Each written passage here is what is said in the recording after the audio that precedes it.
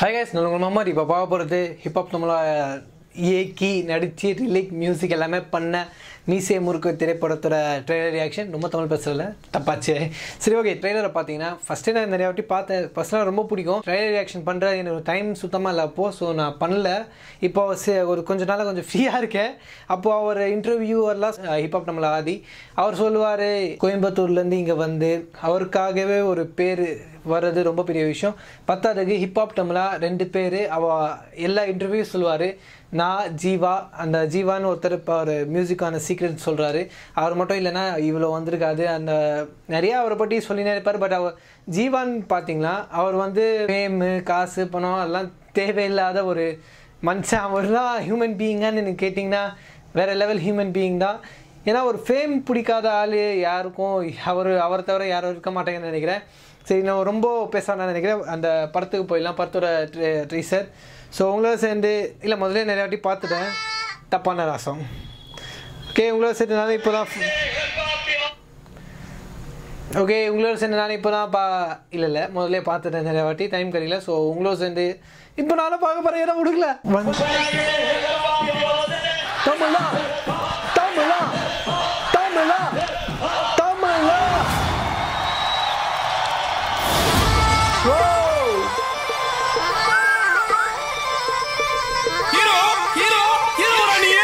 வெங்காயம்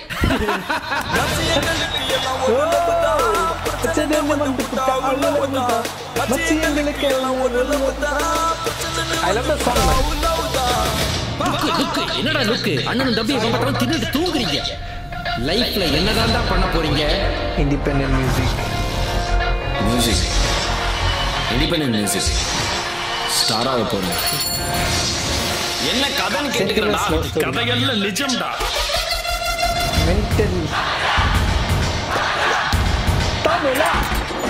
யார் இது புதுசா?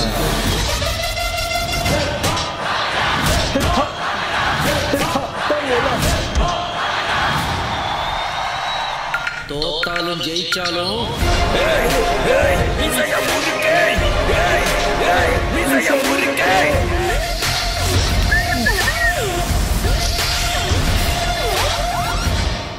லிரிக்ஸ் எழுதி டியூன்லாம் போட்டு வச்சிருக்காம்பா. கேக்குறியா?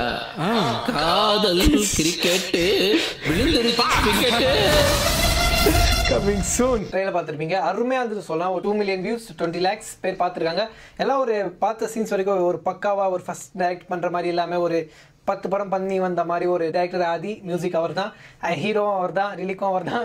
ஐ மீன் ஹிப்ஹாப் தமிழ் அவர் டீம். அவருக்கு பின்னாடி ஒரு ஃப்ரெண்ட்ஸ் கூட்டம். அவருக்கு ஃபிலிம் இண்டஸ்ட்ரியில் நிறையா ஃப்ரெண்ட்ஸ்லாம் கிடையாது. நான் பிகெஸ்ட் ஃபேன் சொல்லலாம். இப்போ ஒரு 1 வீக்காக தான் சொல்லணும். ஏன்னா அவர் இன்டர்வியூஸ் அவரை பற்றி கொஞ்சம் படித்தேன், தெரிஞ்சேன். ஏன்னா ஒரு சின்ன பையன், அவர் நல்லா படிப்பாரா. அவர் படிப்பு இல்லைன்னா பரவாயில்ல, ஏதாவது மியூசிக்கில் பண்ணிட்டு போகலாம். இப்போ அவர் PhD பண்ணின்னு இருக்காரு. அதுக்கு முன்னாடி MBA, அதுக்கு முன்னாடி அவர் ஒரு இன்ஜினியர்னு சொல்லலாம். ஸோ அதெல்லாம் முடிச்சுட்டு வந்து ஒரு சென்னையில் ஒரு 10க்கு 10 ஃப்ளாட் ரூம் எடுத்து ஃப்ரெண்டு கூட ஜீவா 2 பேர் ஸ்டுடியோவில் கம்போஸ் பண்ணி அவரே தனியாக ஒரு மியூசிக் பண்ணும்போது அவருக்கு யாரும் ஹெல்ப் பண்ண மாட்டாங்களா? சோனி வேகாஸ் நான் யூஸ் பண்ணுற அதே சாஃப்ட்வேரில் அவர் சும்மா பண்ணுவார். வருங்காலத்தில் நானும் ஒரு மாதிரி வருவேனா சம்திங் தான்.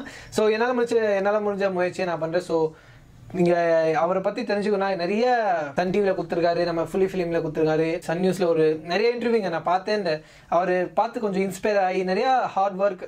அவர் ஒரு வார்த்தை சொன்னார், அது ரொம்ப டச்சிங்காக, ரொம்ப எப்படி சொல்லுன்னு தெரில.